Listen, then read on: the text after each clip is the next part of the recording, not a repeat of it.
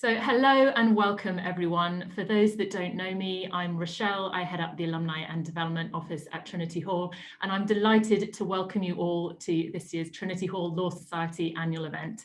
We have fellows, we have students, and we have 42 alumni join us with matriculation years from 1960 through to 2017.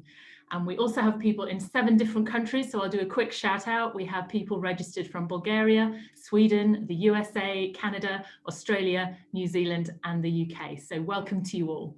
So thank you for joining us this evening. And I'd also like to say a huge thank you to everyone who has supported our students by making a donation alongside our online events. It's hugely appreciated and makes a real difference. So thank you so much.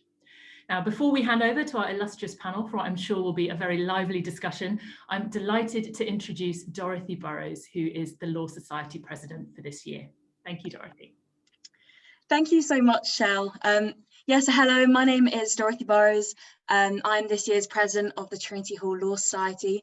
And on behalf of the whole committee, we ourselves would love to welcome you, albeit virtually, to this year's Trinity Hall Law Society annual dinner, sponsored so generously by Slaughter and May. As Shell's outlined, this evening is an evening of 2 halves. So this Zoom webinar, we will shortly be hearing from our expert panel on the topic of surveillance capitalism or personalised progress regulating the digital frontier. And I personally cannot wait to hear a bit more about this increasingly topical issue. During the event, do feel free to pop your questions with the Q&A function that should appear on the bottom of your screen, on the bottom banner, and we'll get round to the Q&A after the panel has discussed around half an hour, 40 minutes, some of the key topics of this issue. So that's the first half, and as Shell indicated, for those of you that have signed up for the second social and networking event at 8 p.m, you will have received a separate link for that, so do join in then. For those that have them, I hope you enjoy as well your hampers, your cheese and your wine. And without further ado, I will hand over to Joel, who's going to introduce us to the panel as we get thinking about this topic. Thanks very much, Dorothy. Evening, everyone. So my name is Joel Harrison. I'm a Trinity Hall alum and a lawyer advising on technology and privacy. Very pleased to introduce the panel this evening. We have Bojana Bellamy, who is president of the Centre for Information Policy Leadership and a world-renowned expert in data protection law and strategy. We have Jim Killock, who is executive director of the Open Rights Group, who has for many years been well known as one of the UK's foremost digital rights campaigners and advocates. And we have from Trinity Hall, Dr. David Erdos, who's a fellow of the college and deputy director of the university's Centre for Intellectual Property and Information Law.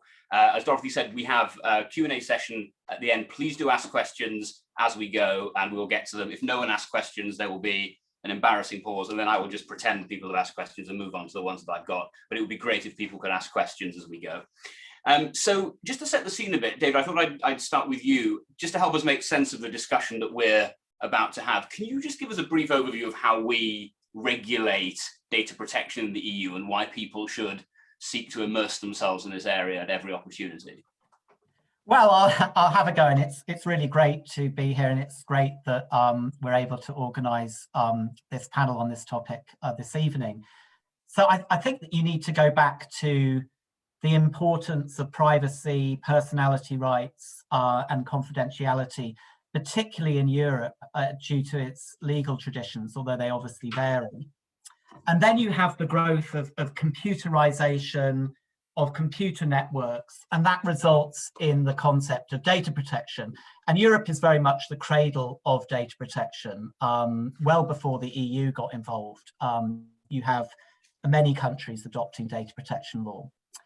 And essentially you have the concept of personal data, which is literally anything about anybody who is a living person being protected in a very broad way through very broad principles of fairness and good data management, through many more detailed rules around transparency, which I'm sure will come up this evening, rules to protect intimate personal data or data which is likely to lead to discrimination like racial origin, political opinion, religious belief, trade union membership is also there.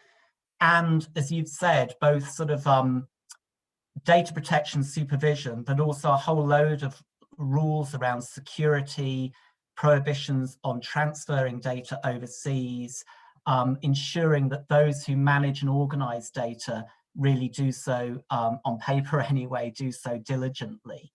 So, okay, so that is basically the concept of data protection. I suppose we also need to fill in, where does the law come? So there's law which goes right back to the 70s or the 80s in the case of the UK, but big changes happened when the EU, through a directive, said you have to have law, and you have to have law according to a particular structure, and that was called the Data Protection Directive. Fast forward 20 years more, and we now have a regulation. I suspect most of our audience has heard of it, the GDPR, General Data Protection Regulation. And although Brexit produces complexities here, the GDPR is directly a law across the member states, essentially. I mean, this is slightly simplifying, but its main provisions are simply the law across Europe. And data protection also since the 2000s, again reflecting Europe's perception about its importance, has become a fundamental right. Again, that's slightly different given Brexit. The other thing I think we need to mention in this whole area is electronic privacy, which is very closely connected to data protection, but has a broader scope. It also protects legal persons' data in some respects, so sort of corporations and associations who are using computer networks. It's mainly grounded in confidentiality, and it takes the confidentiality of communications incredibly seriously. For natural persons, I'd say it almost treats that and any interference in that as equivalent to an interference in sensitive data. I mean, that would be the rough comparisons. So we have a directive at the moment in that area, but there are proposals for many years moving forward to have a regulation on that topic as well. And one issue I think we'll be talking about when we come to sort of online surveillance is the interface between these two different laws and frameworks, electronic privacy and general data protection. So I think I probably said enough in terms of general outline on quite technical law, I'm afraid. No, so it's worth, I think, just clarifying, isn't it, that when we talk about personal data, we're talking about, so in the EU jurisprudence, we're talking about much more than things that people would obviously think of as identifying them. So names, telephone numbers, email addresses, aren't we? It's anything that can render a person identified or identifiable, including things like cookie IDs and such. Absolutely. I mean, this gets to the whole breadth of data protection. It's both broad because relating to might not even be about the individual. It might just sort of impact them specifically or be designed to impact them. It also doesn't have to be private, and it doesn't have to be particularly, it can be quite innocuous data.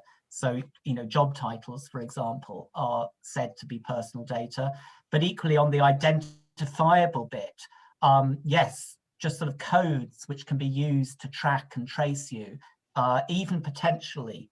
I mean, they're not being used, but they could be used. The courts have said constitutes an identifiable piece of information. And Jim, you and OpenRights Group spend a lot of time trying to shed light on what can often be a complex and not terribly well understood area. Can you just give us an idea of the sort of tracking and profile that everyone who is attending today will be exposed to on a daily basis? Yes, I mean, the advertising profiling and the use of cookies to track people around the internet is at an enormous scale. You can see cookies set often for dozens, if not, I think at one point up to 100 cookies we observed per newspaper websites for the purposes of tracking and profiling. But that is merely the start of it. The cookies are set. And they help track across many websites that you visit. When adverts are bidded, there's a system called real-time bidding, which then allows the profiles that have been collected against those cookies and the information that various people know about you, that's sort of in real time exchanged and recombined to work out who might have the most efficient advert to serve to you. And that means that the information and the profiles attributed to you about what you like and what you visit on the web on the internet get exchanged into many, many companies, and you have very little idea about any of those. If you might have got some kind of clue from the cookie forms, but you're unlikely to have any idea about the people exchanging your data behind the scenes. Beyond the UK, in the United States, this goes even further. Because there's no real control on the use of that data. You've kind of agreed to it, and it's all gone, and it probably was never personal data anyway, because it, it's just identifiers. Potentially that gets used in things like the insurance market, and maybe job evaluations. It can end up in all kinds of places that you wouldn't expect. Of course, a lot of that would be unlawful in Europe, but we still don't have a lot of transparency about what the ad tech companies are doing, which is why we've been fighting to try and rein that back. But I think when you think about when you think about the surveillance economy, if you like, surveillance capitalism, I think you have to think about an enormous range of behaviors. Yes, from companies like Google, yes, from companies like Facebook, but also little ones that you've never heard of, and potentially, as I say, going into other markets that were you just not consider relevant, or at least those sorts of threats are there if the law does not constrain that behavior.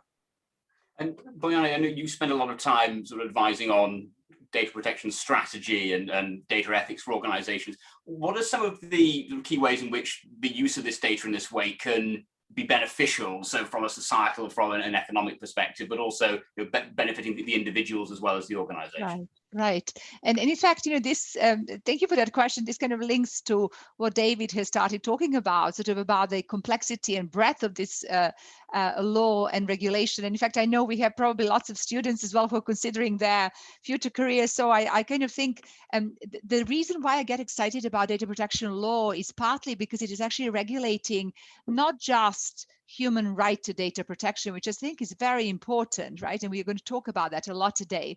But it also regulates data, and data is really fueling the economy, the society, internet as we know it, our lives as well. And I think we just have to be aware as to what we have seen this past year with COVID, how we have accelerated our digital transformation as people. We now live and date and pray and interact and work online, right from home, and study as well. All the businesses have become data and digital businesses. Our health data has become hugely important to be shared and used, to combat this huge pandemic. So, I get excited about this because really, if you look at what is regulated by data protection law, it really is probably the major asset that we have got in our economy, societies and companies and governments as well have got data, right? Because the data helps governments be more efficient as well. It helps the surveillance as well, right? Which we don't like. It helps companies reach out consumers. It helps drive innovation and new products and services that we all like and love. And of course, in the world that Jim talks about, this ad tech world with online behavioral advertising, yes, it's a fact of life that we have all become accustomed to all these new free services and free internet because they are funded by the advertising model, right? We have got free YouTube, free Facebook, Twitter, Guardian, those of you who love to read that, TikTok. But yes, those platforms are also serving and using our data to serve us ads and also track us across the other sites as well. And that is kind of quid pro quo. Now, and we will talk about this, Joel, right? It doesn't need to be that, we surrender our privacy for this new, better world of data empowerment. It could, we could achieve both. And I think that's where we need to be. And I think the world is waking up to that, including the tech companies. But there is no doubt that data is fueling economic growth. There's no doubt that data flows are good for everybody, for consumers, for people, for startups, SMEs. Think about the AI as well. For example, we want to be now, UK wants to be leading global economy and, rival China and US in AI R&D. Well, we can't do that unless we have access to data. So that's why this is so important and so interesting. The other point about why we kind of apart from the pre-internet, it's also people like personalization. You know, every big management consulting company and tech predictors tell us that people like personalized services. You know, we actually want to only see the ads of a certain type. We only want to see news of certain content. We only want to be surrounded with people who think like us. And we can think that might not be great because, you know, we live in the bubble, in silo, in echo chambers, but that's where the world is going, right? We are not watching television anymore as family. You know, at least my family never watches. Like everybody's on some different device, watching some different program, and from time to time, right, getting together and commenting. So the world is really rapidly moving to this personalized world where everything will be, we will be immersed in an augmented reality, where much of this data will be used and powered by machine learning and AI. So there will be some very tricky,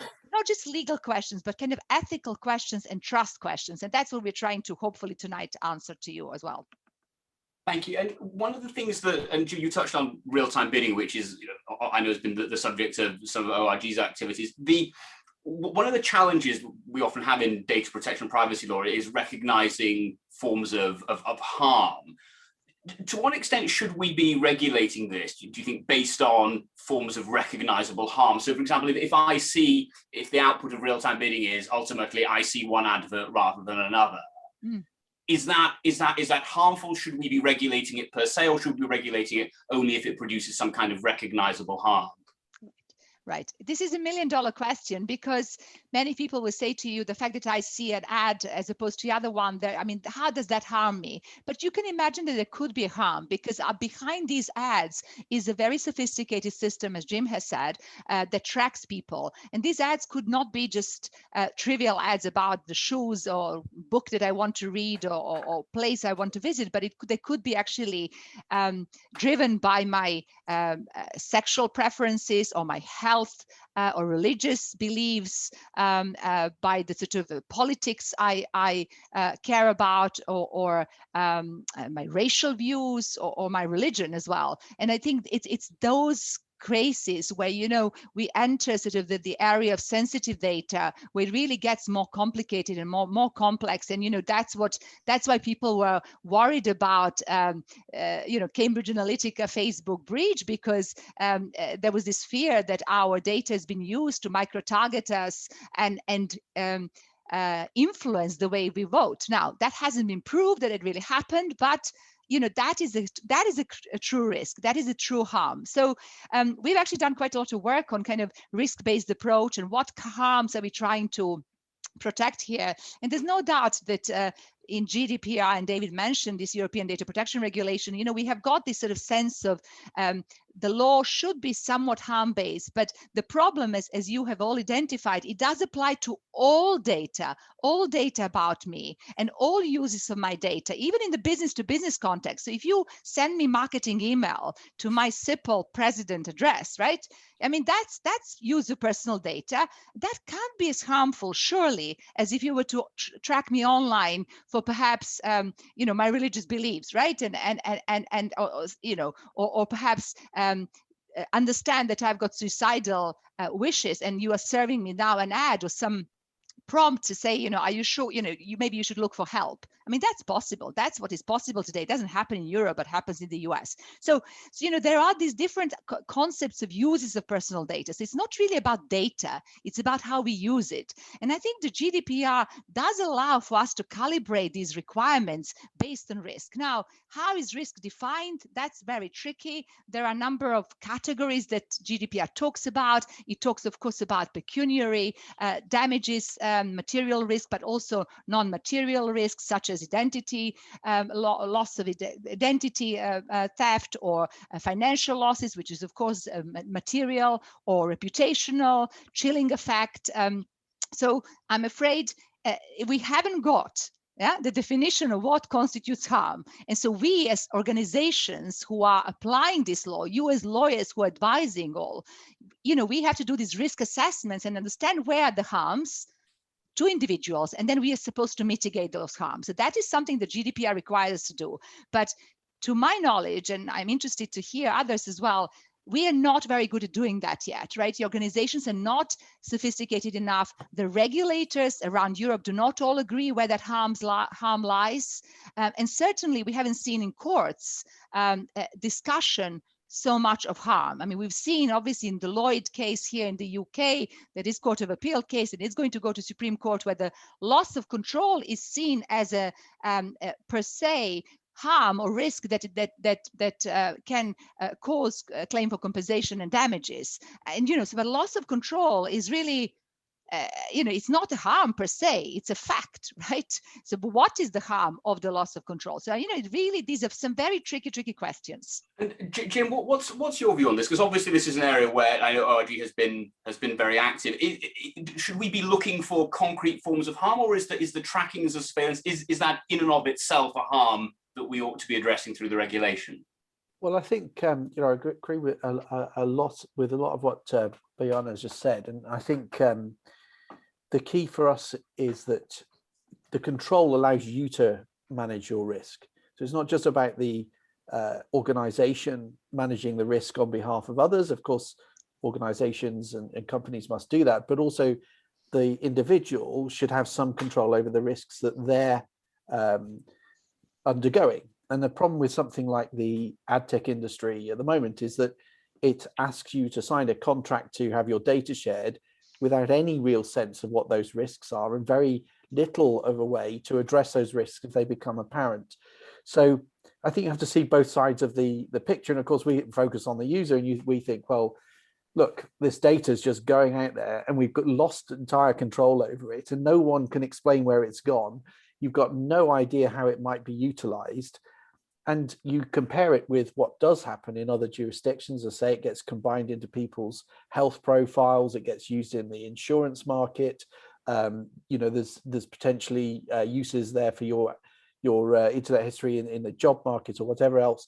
Those are things you do not wish to see contemplated, and you want to guarantee that that's not happening. And then from the point of view of the industry, if you like, the economy as a whole, you want everybody to be trusting in this enough to be saying, well, I'm happy to participate, and I'm happy for my data to be used, and I feel confident that I'm not going to be in an unfair bargaining position and have be unfairly profiled and have consequences that I didn't anticipate. So I think you have to, the harms are multiple. One is just a general trust issue. Sometimes it's going to be just not knowing where your data is, and sometimes it's going to be judgments made against you that are nothing to do with advertising, but actually pretty consequential. So you just can't know. I mean, that's a basic problem with it as it stands. You mentioned, and you both talked about control, and Jim, you were mentioning about individuals having control of their information. Two of the sort of main concepts or the tools that GDPR uses to try to regulate the control are transparency, and then where it is required, consent, which of course has to be informed. David, interested in your views on this. In the online world in particular, given the complexity of the processing and the scale of the processing, are concepts of transparency and consent realistic? Yeah, well, I think, there have been so many issues in this already in this panel, which, you feel you need to want to unpack and kind of explore.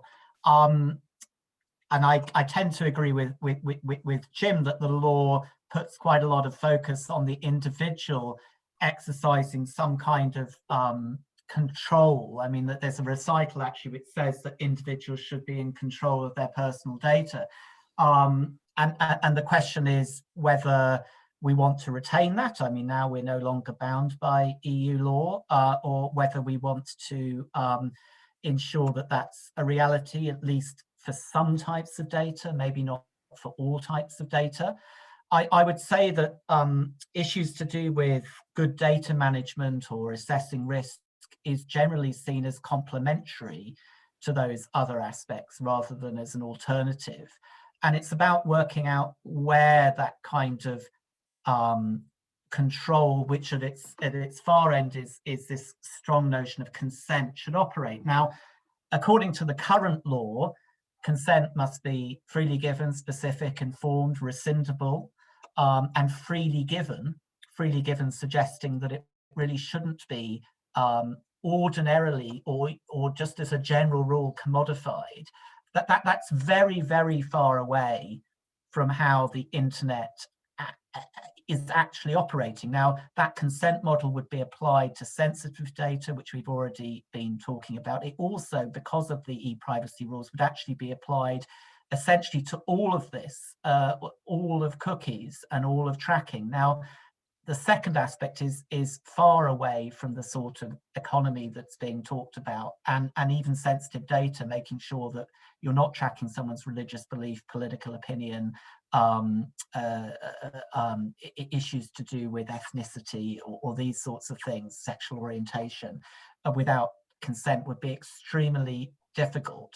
I think, to be honest, it's very difficult to say whether it's achievable, because in some sense, what's actually emerged has been, in my view, a sort of quasi-compliance. I'd be interested to hear what Jim thinks about that, but essentially a model which was meant to be opt-in, and therefore this kind of intrusive tracking, at least as regards sensitive data, would only be if you go through various steps. And I think it's an open question whether most people freely given would want that, has become more an opt-out system, where in fact none of the opt-outs are very easy to access, and you might find that because you've made a single mistake, actually it's more like 3 or 4, sometimes 300 cookies can be set going to a single website, or there's a rogue website, and you're back to square one in terms of your experience. So clearly, in that, the current, what I would say, Joel, is that the current system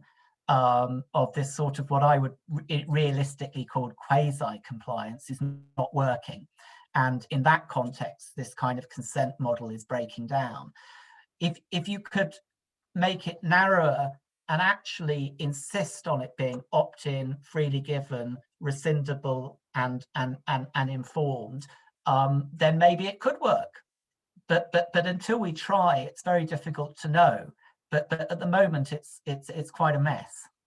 Well, you said you were interested to hear what Jim has to say. Now I'm interested too. So Jim, what do you think? Well, I think in the online advertising space, the everyday cookies, things that you have to, try to get rid of all the time. Well, yeah, that's just completely broke. And I think the industry deliberately broke it. It didn't like it, so it's made it as difficult as possible, and it's trying to comply in a way that everyone dislikes, in the hope that it becomes politically possible to get rid of the whole thing. I mean, that is a strategy. I think that's unpleasant, and I think that in general, people don't want that. They don't want to be tracked around, and they don't want to be playing games with, getting rid of cookies every 2 minutes. So they need to, consumers as a whole, we need a solution where we can just say no, an automated signal like do not track, or settings in browsers, or just the browsers to be re-engineered so the third-party tracking becomes impossible. And I think the fact is the market is going that way, and this stuff will stop. I think if we start thinking about other sorts of things, for instance, what you agree with Facebook, did I agree to be profiled for adverts? Did I agree that all the pages I like can be used as a way to profile me for my interests? There, I think there is more debate, and I think there is a prospect of getting compliance if the Information Commission and others and other authorities around Europe are prepared to take that on. And so that's a bit of an open question. We'll get on to that as well. But I can see that becoming compliant. And you do see things like Google and others trying to make their consent more granular and trying to make it possible for people to say, well, I don't want to be profiled. I don't want my data to be used in certain ways. That sort of approach will ultimately provide some kind of basis for trust. But the online ad market across, cross-site tracking, from my point of view, just forget it. It's broke. It needs to go away. It needs to die. Bojana, again, very, very keen to hear your views on, and in particular that sort of, whether we like it or not, a lot of the things that we currently enjoy for free are funded through the sorts of activities that Jim is referring to. So do we need to be careful in trying to fix some of the issues that Jim refers to, that we're not sort of jeopardizing the sustainability or the economic sustainability of those sorts of services? No, Joel, you're absolutely right. And I think if you ask people, would they be prepared to pay for these services? I think most people, including all the students that are listening to us, and many of us would say no, because we've become accustomed to expect so much free content.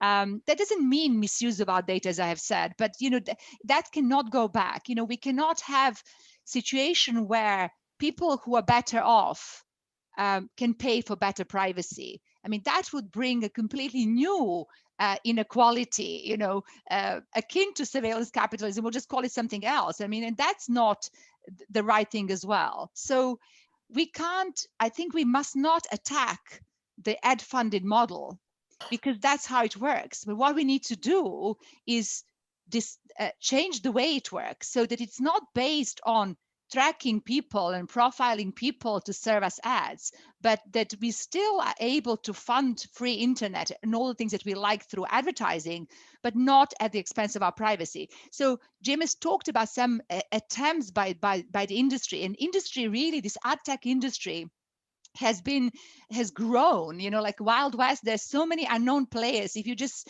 look at the names, I mean, we know Google, Facebook, and kind of, some of the big ones at the sort of like a gatekeepers, but in between, there are millions of businesses who are trading and using our data completely unaccountably. And so what's going to happen now is that there will be some changes that are pushed by the bigger players that are going to mean streamlining of this industry. And I think the industry is understanding that. I mean, they're realizing that. So, last week you have heard, probably, I might have heard, that Google is now going to phase out use of third-party cookies. So, nobody can track you over the number of other websites, and they will not be able to track either.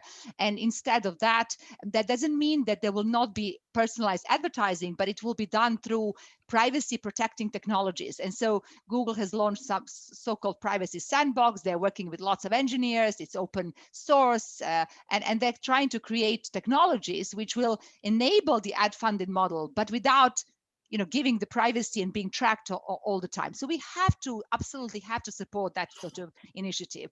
And the same with Apple. Apple has also decided there's going to be nutrition labels on the apps that you put on the app, on the Apple store. They're already now phasing out third-party cookies. They're already now going to stop asking you to opt into device tracking.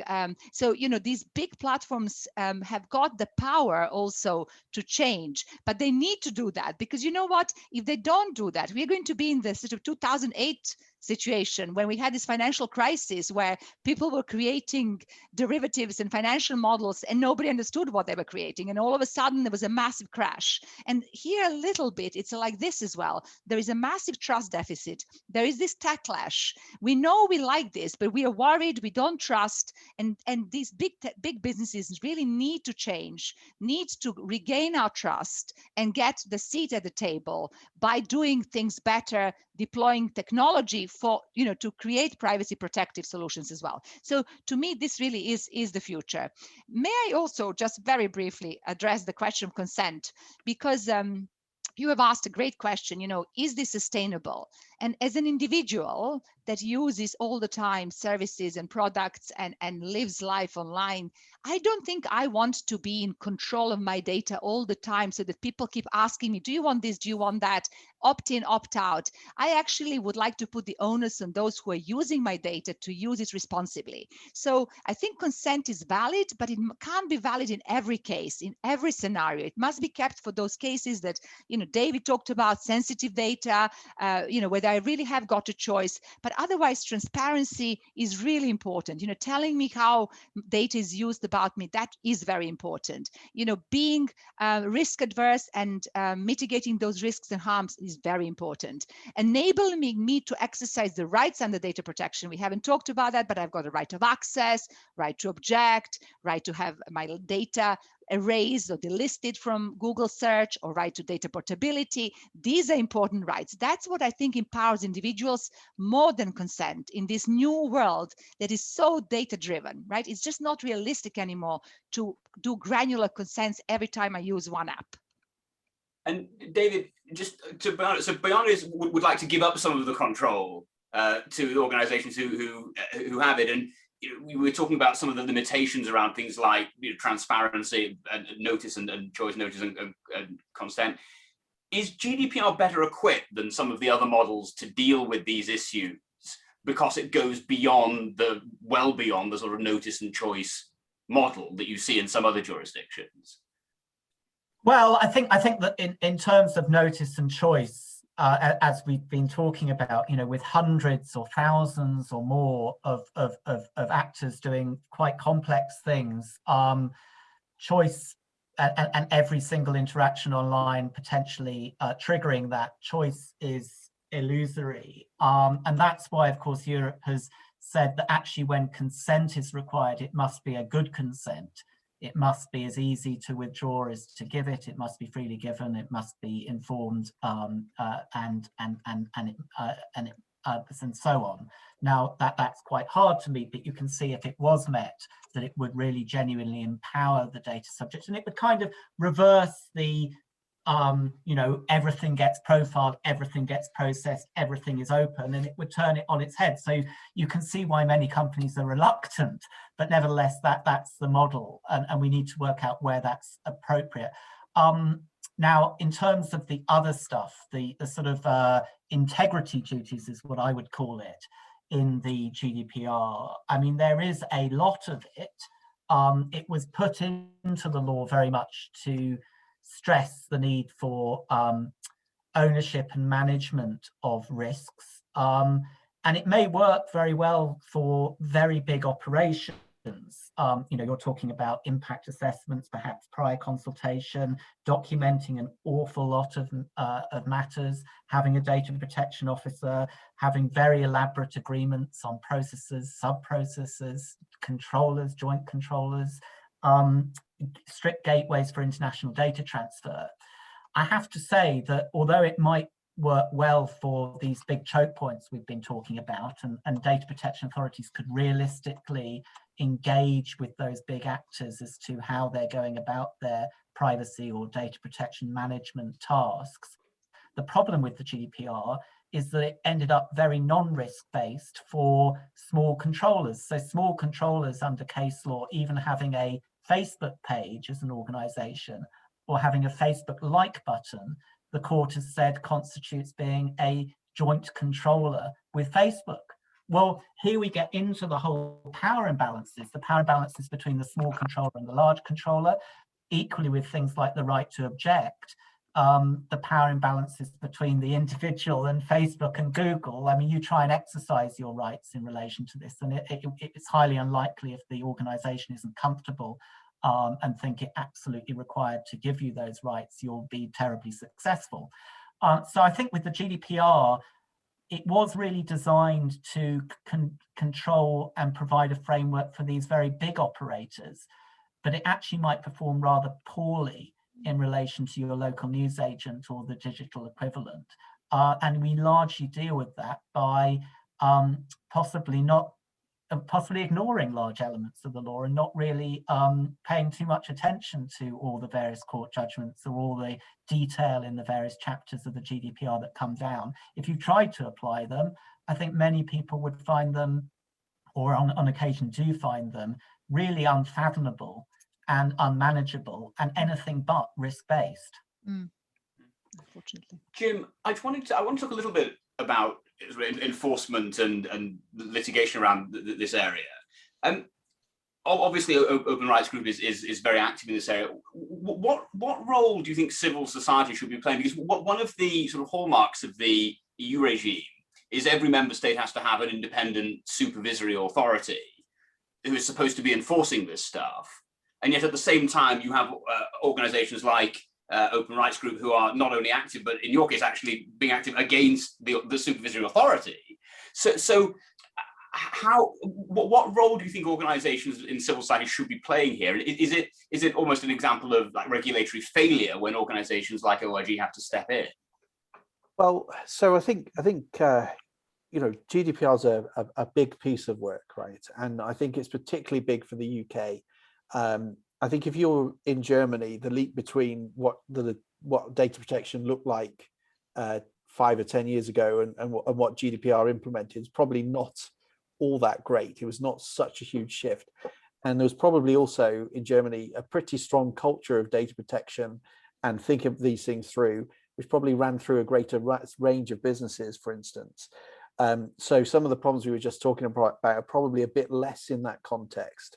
And the job, therefore, of the regulators is also less big, because the amount of lack of the areas where compliance is least, like the ad industry, for instance, is probably, again, a bit more focused. In the UK, however, I think the whole thing is quite a shock, and there's a lot of work to be done. And there is a lot of areas where there is not compliance. Yet sometimes that does feel very, very relevant. I mean, I was talking to a very small development company and sort of community development organization a couple of months ago that started to do Wi-Fi tracking and installed it in a number of villages, and was not telling everybody that their Wi-Fi connections would just be collected and they would then be tracked for some number of days. And they had just no idea that any of this was personal data, and that they had particular data protection obligations. I think that's a really bad thing, and I'm glad that GDPR's there, and I can say to them, you do need to comply, and you need to go through a risk assessment. You need to work out what you're doing so that it's all safe and transparent and people understand what's going on. Now, that's not the failure of the regulator. That's a huge culture shift that's got to happen across the whole piece. The question is how we do that effectively, and I don't think it can be all to do with the regulator. I think a number of actors need to be pushing for this, and this is one of the reasons why we argued for organizations like ourselves to be able to identify data breaches, and without the particular permission of a particular data subject, to take that forward and to complain about it. And I think particularly where you're talking about complex data processing, balancing of rights within things like legitimate interest, which is where we see a lot of problems. People basically use the test of legitimate interest in data protection as a sort of get out of jail free card, and they argue that literally anything they want to do is legitimately their interest, and therefore they can do it. And that's not how legitimate interest is meant to work. You know, we had this argument from all the political parties, for instance. All of them said, we're political parties, we want to win elections, so we can legitimately use data however we like. Now, that's just not true, right? That is not true. You have to still say what the interests of the individuals are. And that kind of interpretation led to the Conservative Party profiling 10 million people for their racial background without telling any of them, right? And that was apparently, you know, their political interest and their legitimate interest. That's not a reasonable approach. So the question then is, so how do you get enforcement? And of course, some ways it's better that we bring some of those things up, because it turns out the ICO doesn't like having those arguments all of the time. I do think the ICO could be, you know, certainly it could be, first of all, it could be doing a lot more. It could be pushing these things and getting enforcement and showing that it really does mean business. I think the problem we've seen is twofold. It firstly has shied away from some of these problems where there's sort of economic consequences or political difficulties. The ad tech industry is one of those. It really hasn't managed to do very much in 2 years. Other authorities have been itching to do something. We see movement in Belgium. We've seen cases in France, but the two critical players where the industry are, let's say the UK and Ireland, have done as little as possible. Now, I think you can relate that back to political interests as well, right? There's a political interest in Ireland to have a data protection authority that does as little as possible so that those industries remain in Ireland. That's a problem. Now, I'm not quite sure that's what is quite happening in the UK, but something similar is happening. I think, though, where they've really completely failed in the last year, shockingly badly failed, has been through the COVID pandemic. There's been a whole series of things where I've just thought, why aren't the ICO doing something? And we've tried to raise these. I'll give you one first example, which I'm sure will appeal to all of you as academics, which is, you know, when the A-level result fiasco came about, you know, you had there a clear case of automated processing at a level that was going to have an a severe economic personal impact on people. And therefore, under GDPR, everybody who had an A-level result automatically calculated also had the right to human review. And did the ICO say anything about this? It did not. it issued a statement saying, we've talked to the, the education authorities. They seem to think it's not an automated process because, and because of that, we'll wait to see if any of you complain. And if you do, we'll take another look. I mean, that's just woeful, absolutely woeful. They should have just said, you're not doing that. That is absolutely wrong. You explain to us where the human review is. And they, the appeals mechanism, it did not happen. But they also did very little on the COVID app. They did very little on test and trace. As far as we know, there's still no full data protection impact assessment. And you see, every couple of weeks stories. We had a story this week about test and trace call center operators being told to email personal information through their personal accounts. I mean, this is people's health data, and they're being told to use their personal email where it's utterly out of their control. We had similar things on them using data across Facebook and so on to sort of, anyway, I could go on, but you have to say, well, why is the ICO doing so little in these areas where government behavior is clearly out of kilter with people's everyday expectations of privacy, never mind what GDPR says. This is where they think everyday expectations of privacy should be upheld. And I think the reason is that they are politically shy of tackling this government. I really can come to no other conclusion. And I think that is really, really difficult. I think the other thing I would say is that there is a solution to this, which is the ICO should not be appointed by government. It should be appointed by Parliament, and the budget should be set by Parliament. Now that happens in other jurisdictions, doesn't happen here. And because the ICO appointment is effectively something which goes through DCMS, it as we've seen with this current job advert, where they basically ask for an ICO who's great at dismantling data protection and doesn't really believe in it, has no regulatory experience. You kind of wonder, you can see that's gameable. And given how the government has been with other sorts of appointments and other sorts of contract awarding and all the rest of it, I don't trust them as far as I can throw them to appoint somebody reasonable. David, how would you assess the ICO's track record? I mean, obviously this is in the context that her term is coming to an end, and whereas previous commissioners have had sort of the grace 2-year extension, hers is coming to an end rather sooner than some of her predecessors. And how would you score her as a track record? Well, I wouldn't. And I don't know whether Elizabeth Denham didn't want the extension. I have to say, when she first accepted the job offer, I think she was expecting the UK to be playing a leading role in the foremost data protection system transnationally that is the EU. She turned up, and all of a sudden that was no longer the case. So there are all sorts of complex factors, and I certainly don't want to get into criticising individuals here, but I do think that they are some very serious issues about how the ICO is functioning. This is a body with over 800 people working for it now. Admittedly, a small number should be doing freedom of information, but the vast bulk should be doing these sorts of issues we're talking about, of data protection and e-privacy, because that's how the fees work and therefore how the finance is allocated. They get 40,000 complaints on data protection by their own account, and 130,000 e-privacy concerns, as they describe them, raised. But there's been, Jim's got the precise figures, but something like 8 enforcement notices.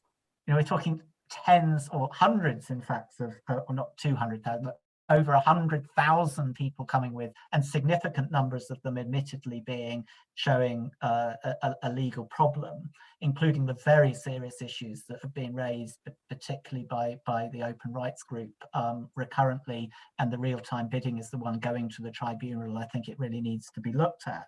And we have, a handful or 2 handful of cases of enforcement notices, maybe 3 handfuls of fines. How does that inspire confidence? I mean, the ICO is spending 3/4 of its resources on proactive engagement. I mean, whilst I do see that building a culture of data protection is important, I think that is not the primary role. That's a role which is performed by many, or should be performed in a good data protection culture by many organisations.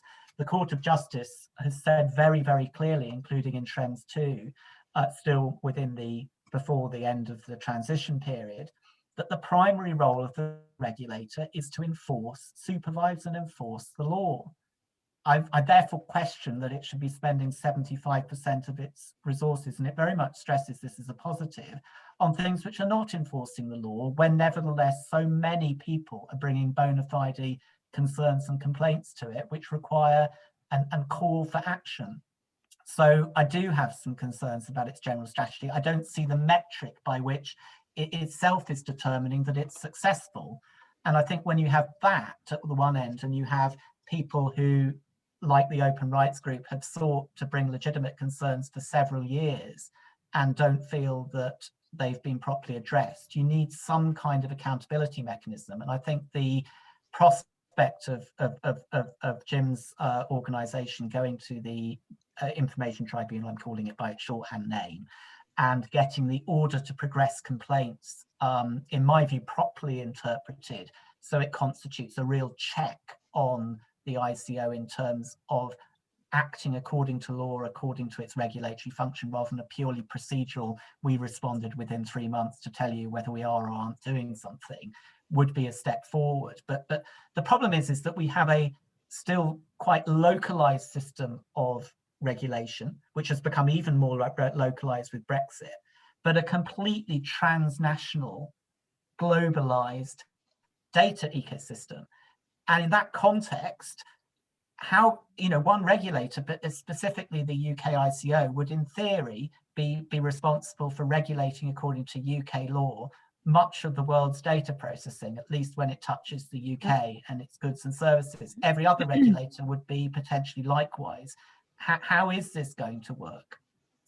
Well, I'd like to give the last word on this to you, because we do actually have a few questions I'd like to come to, but I'd really like you to respond to what David and Jim have just said. If I may, because I kind of feel I need to defend the ICO. I have to give them fair trial here in front of this house. The ICO do good work. I don't want to say they don't do good work, and their guidance can be very helpful. I know, David. I know. But sometimes, I kind of wonder whether regulators have been given a good set of cards, dialed a good hand.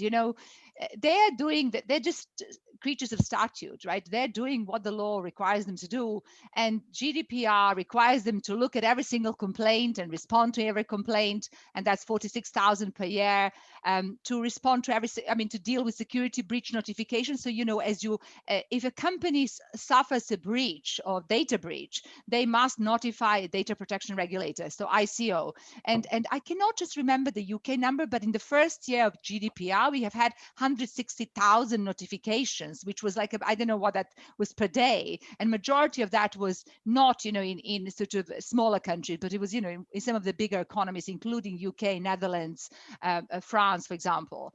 And so, so if a law says this is what you have to do, so then how does a commissioner actually manage to do all of that? In addition to all the other, they have about 27 other duties to do under the GDPR, which all require resources. We either resource properly the ICO, and maybe 900 seems a lot, but it isn't a lot if you have 46,000 complaints a year and you must respond to everyone. So I don't know whether that system works.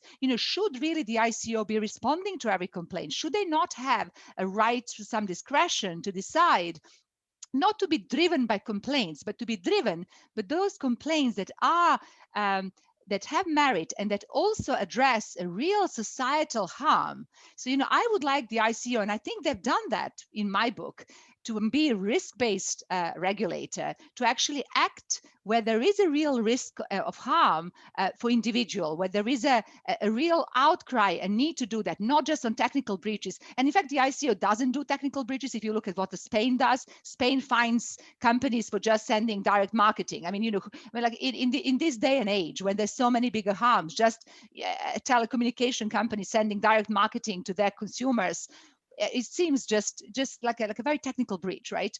So I think there is something that is badly construed in the law that actually then doesn't enable the ICO potentially to do what they need to do.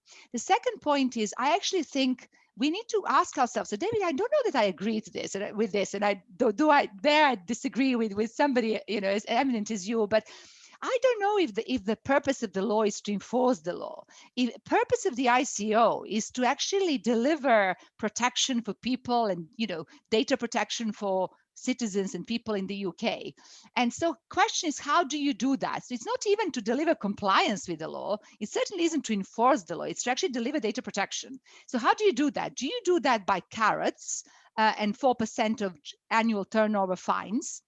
Or do you do that through engagement, guidance, incentivizing good behaviors, rewarding good behaviors? And this is really where, you know, the theory of regulation is also moving. You've got people, you know, from Oxford to LSE and Columbia talking about sort of the nudge theory and behavioral economics, where the regulator should be actually understanding what motivates the company to do well, right? As opposed to just saying, oh, I will do this because I fear the law, right? And I think that's what's kind of changing. And I think the ICO is thinking like that. And I actually think that's the right way to think. That doesn't mean you don't do enforcement. You have to, absolutely, against those that persistently, repeatedly, negligently break the law. And I think they have done that. It wasn't, last year was difficult. I have spoken to the ICO where they said that they would receive 800 requests per day for guidance on COVID, use of data in COVID situations, from small companies to large to public sector councils, 800 requests per day for advice, guidance on COVID-related processing of data. And that is hard. That, I mean, you know, they moved everybody who was working on ad tech to work on COVID. I mean, that's what they had to do. Globally, they have got a very high reputation. I can tell you that the work of the ICO is copied by many other regulators. Their guidance are by far the most sophisticated, the smartest. Elizabeth Denham is the chair of the Global Privacy Assembly, which is the college of all the privacy commissioners. The UK also leads the data protection working group at the OECD. So I actually think, you know, comparing to others, I think that they do a great job. But I think we have to also think a little bit, kind of what delivers the best protection. Is it, as I say, carrot or stick? So that's kind of my view on the ICO. Okay. Thank you very much. So we have quite a few questions. I'm just going to pick one or two. In the spirit of the theme of this, I'm not going to identify the names of the people who've asked any of the questions. We can see them. We can see them. Oh, you can see them. Well, in that case, it seems virtually redundant. So one of them is: does the panel think that ordinary users and consumers are aware enough of the risks, and this is I think the important bit, and care enough about privacy? And then, relatedly, would we expect to see platforms arise that compete not just on service, but also on high levels of privacy and protection? You know, I get this a lot, because it's like, look, people don't care. The younger people, they've forgotten about this. No one cares anymore. Just forget it. Why don't you just pack up and shut up? And you know, I don't even begin to believe this. Like, the problem is that people find it really hard, and they've got a lot of other things to do. But when it bites them, then they do really care. I mean, it wasn't like everyone said about the A-level result thing.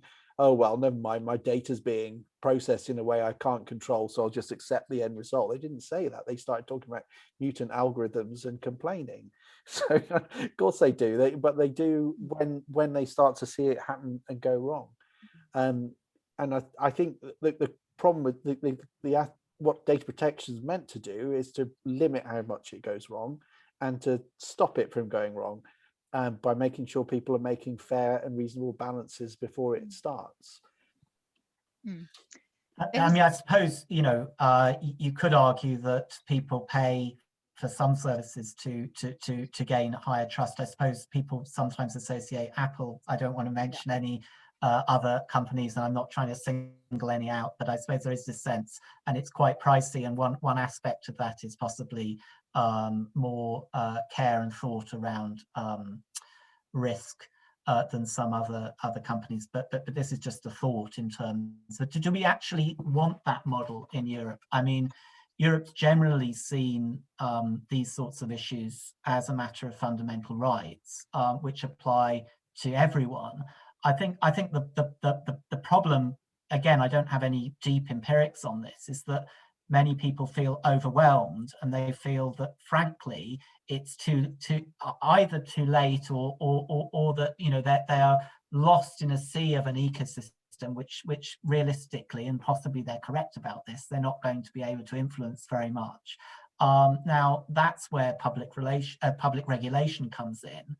I do take the point that the ICO has a difficult task, but there's no one else who is there to, I think the court, you know, looked at the law and came to the conclusion that enforcement was the task of regulators and that kind of supervision, because they have those powers and they have those tasks. Now, that isn't the whole of the picture, but of course, good enforcement, good targeted enforcement sends a signal to the ecosystem more broadly. The absence of that enforcement also sends a signal, and that signal is not necessarily a good signal. If I can comment on the sort of incentives and the motivations for compliance, I really think that the picture in private sector, at least, that I work a lot with, is much more complex than we think. I think people, their majority of companies want to do the right thing, right? And this is happening for a number of reasons. Of course, there is always the fear of 4% fine, and I don't negate that. I mean, that's a big driver. And there's nothing wrong with that. You know, boards are truly worried about, you know, a big commercial and legal impact of any big fine on the company. But I don't think that's what hurts rich companies. What hurts companies is the lack of trust, is losing customers. And I think this is a big driver. It's actually wanting to have a sustainable business where you are able to use data, where you are able to serve these consumers, where you are able to serve business to business. Imagine a big cloud service provider, right? I mean, they're massively driven by privacy and security, because you know, they will not be having any business clients or government in outsourcing if they would not be providing privacy and security for their client data, right? So, or government data or another company's data. So there are real business drivers by why companies invest huge amounts of money and resources into data privacy. And as I say, I've seen that. There is also a really kind of what I call the enlightened self-interest. And that is that companies want to unlock the potential of data. They're going to be competing on ability to use data for new products and services, analytics, machine learning. So if you do not solve privacy and have a privacy management program in your accountable business, you are not going to be able to deploy machine learning. You will not be delivering transparency, and you will have, you know, problem with the algorithm and bias and all kinds of issues. And so it really is very, with self-enlightened companies, this is very much linked to their business strategy. And I think we should be absolutely pushing the companies to behave in that way. And the last point is that I'm seeing a little shift, and this is probably in the last maybe year and a half, and COVID, I think, has accelerated that as well, in that companies see privacy a little bit like corporate social responsibility. So, and some people may call it whitewashing or greenwashing. I don't know. I'm not sure. You know, I think there are, you know, there is a real need to start to behave as a more digitally responsible citizen or corporate, right? And that's what they're trying to do. So privacy is being tagged onto corporate social responsibility, because investors are now asking questions. What does your privacy program look like? What does your security look like? Are you a sustainable business? Should I be putting my money into you? And that's where it hinges on privacy. So and data and security. And that's where I think the boards are going to be pushing those responsible, from general counsel to chief ethics and compliance officers to chief privacy officers. Many companies are now employing these with big teams to actually do better, to develop these privacy management and accountability programs. That's what I'm also very much working with and in kind of asking companies to do, because frankly, if they don't do that, then they're going to have the focus, and quite right focus, of the regulators. Can I just come back a little bit on that? I think a lot of what you say is right, but I think the difficulty is that with the very large companies like Facebook, Google, Twitter to an extent, because they're, you know, the way that they have these sort of quasi monopolies is, you know, it's not just to do with personal data, it's also about the network effect and the particular experience. But because you can only use their products in their particular silo, and the way that your data is exploited is essentially whatever they then decide you're going to be given.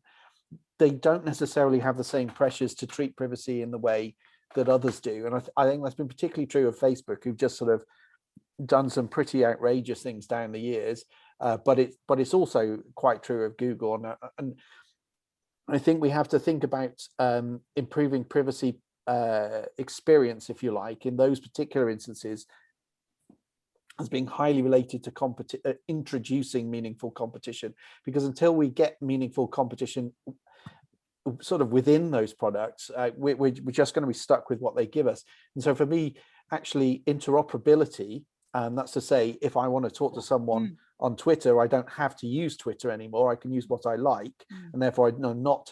And the same is true of Facebook. I can talk to Facebook through whatever tool I want, and therefore I'm not sort of bound into their experience. It's only when we start to get to that point that we're actually going to see a market which is a bit more sensitive to not just privacy, but a whole range of what I would call sort of user experience concerns.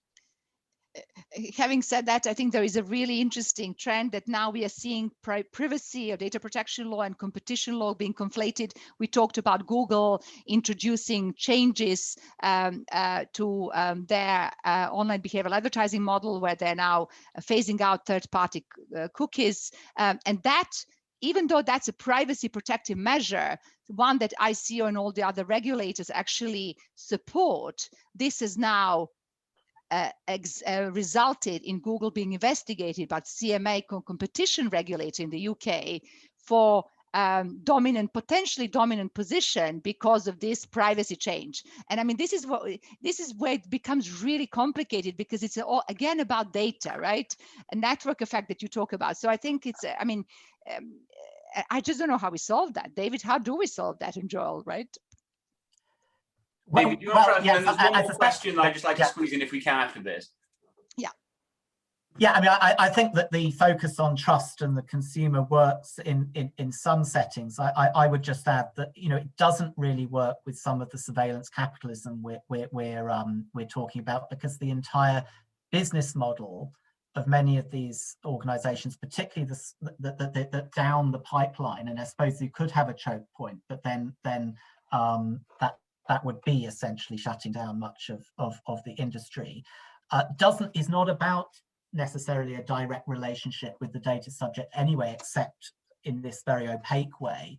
And their entire business model is based on what might be considered from some perspectives an unacceptable infringement of data protection. And I can't see how trust really comes into the picture there. And again, it goes back that in those situations, public regulation, if we think these fundamental standards are so important, is so critical, because the direct relationship with the consumer is not there.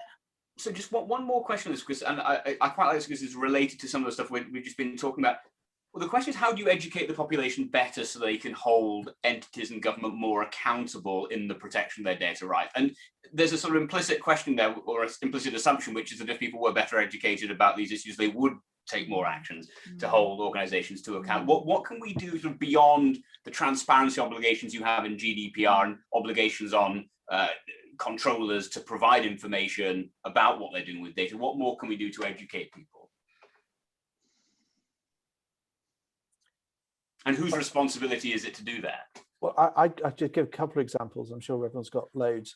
But the point that David was making about the ICO's enforcement strategy being quite an important part of that, I think is really, really important, right? Because if the ICO had said to everybody that, you know, GDPR said that the A-level results thing was completely wrong, it pointed out the problems with fair processing and doing that, and saying, you know, if you discriminate against people unfairly, then that's not fair processing, and, you know, you've got to you give people rights to appeal. Actually, you know, Norway did this, right? The Norwegian authority said this to the one of the European baccalaureate organizations, said, you know, you do this and we'll come after you. Similarly, the Norwegian government told was told by the Norwegian Data Protection Authority to shut its useless app down, its useless tracing app down, because it was just not working very well. If the ICO was pushing those signals in, I think people would very quickly realize that they had data protection rights which were meaningful, particularly the A-level thing. I think we would have educated an entire generation that they can make algorithms accountable, and that when the meaningful decisions are made, they have real rights. But the impression they've been given is that no law will protect them. So I think if the ICO does not speak up about enforcement, then you don't educate. If it does do that, then people start to get the idea that this stuff's meaningful.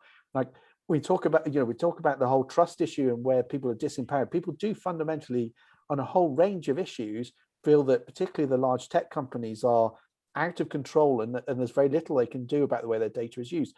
But that does come out of a regulatory failure, I think, to sort of say, well, they've gone too far, they need to stop.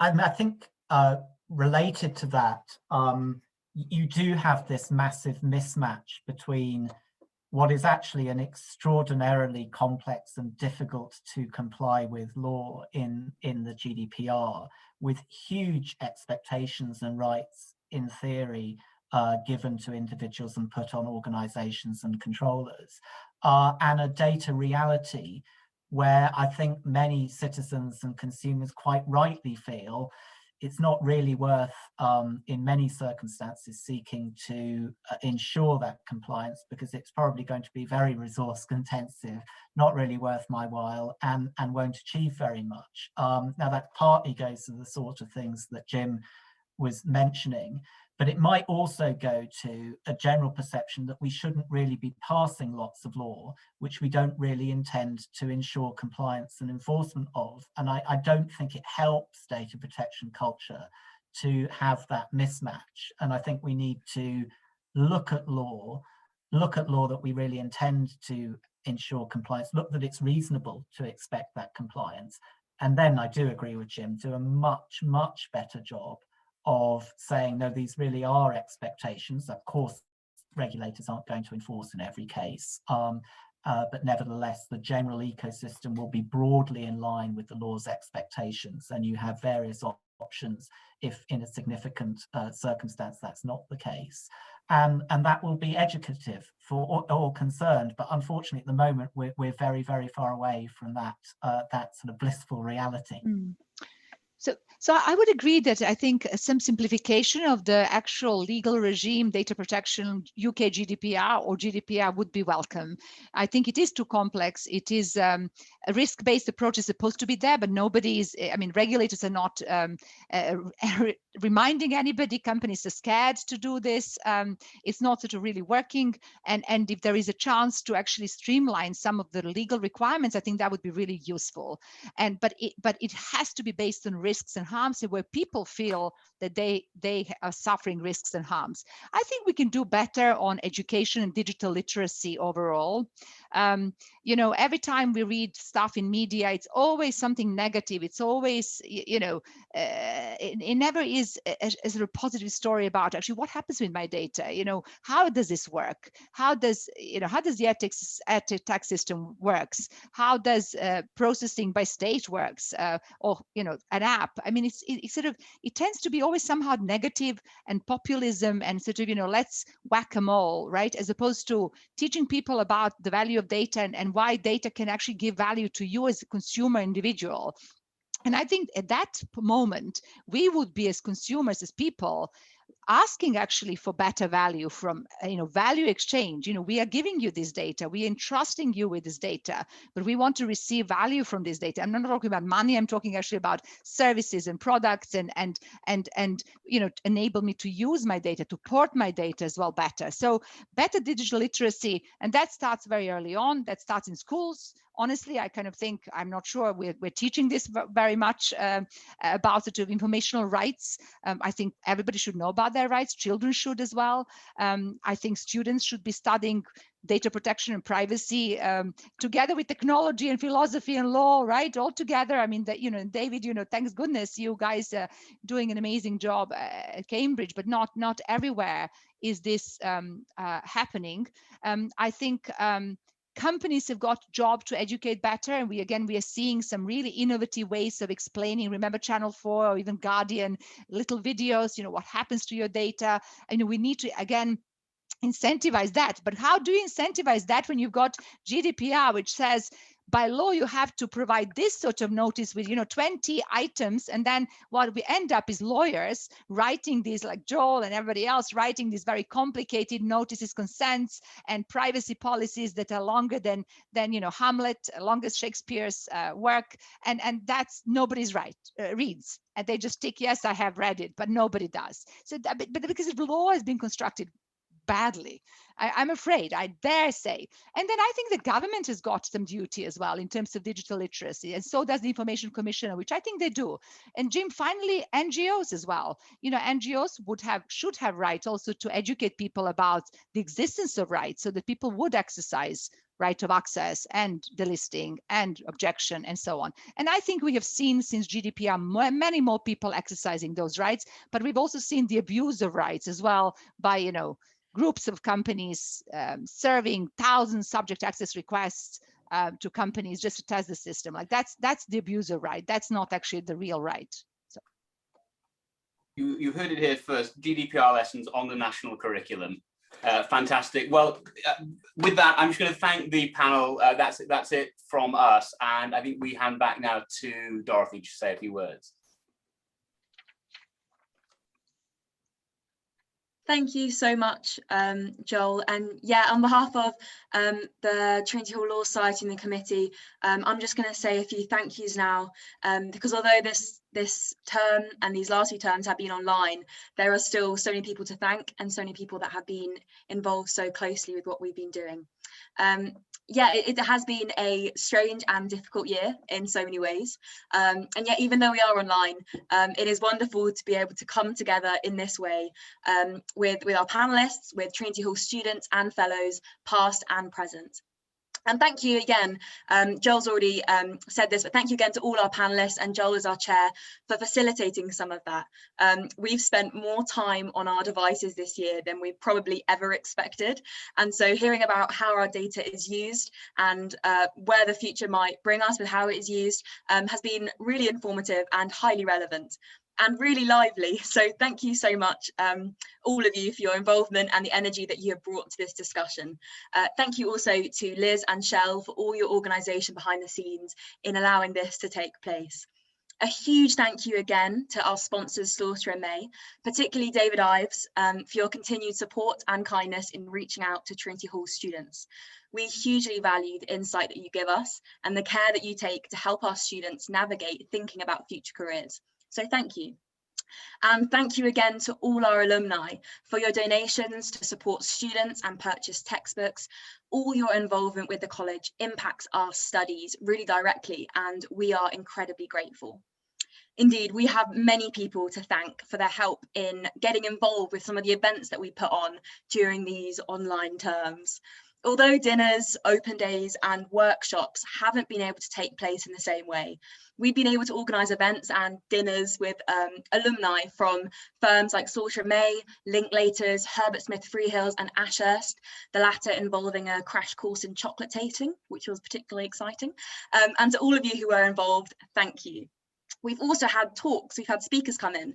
We've had alumni, Professor Raphael Heffron, regarding the just transition to a low carbon economy.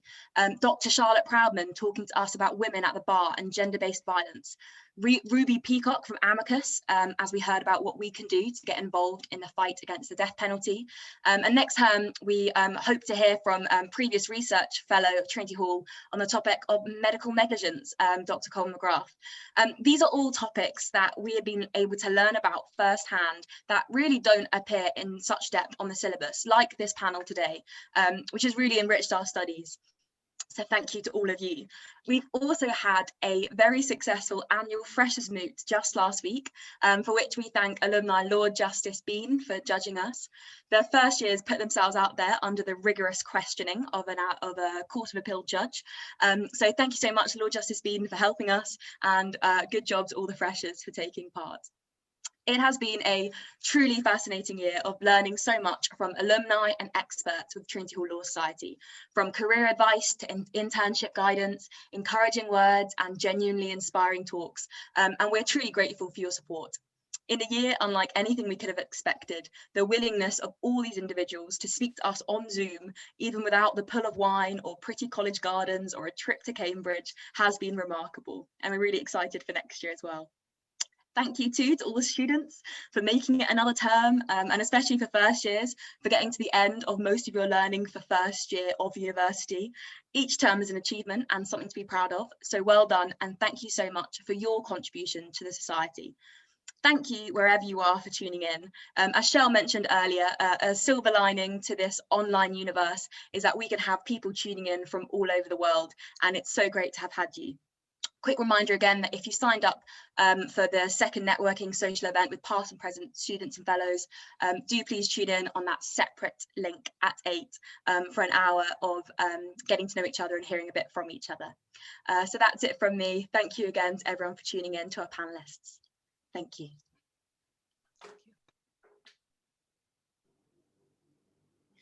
Brilliant. Thank you ever so much, Dorothy. I'll echo the thanks to the panel, and thank you to you all for joining. We hope to see you at another event soon. Cheers. Thank you. Bye-bye.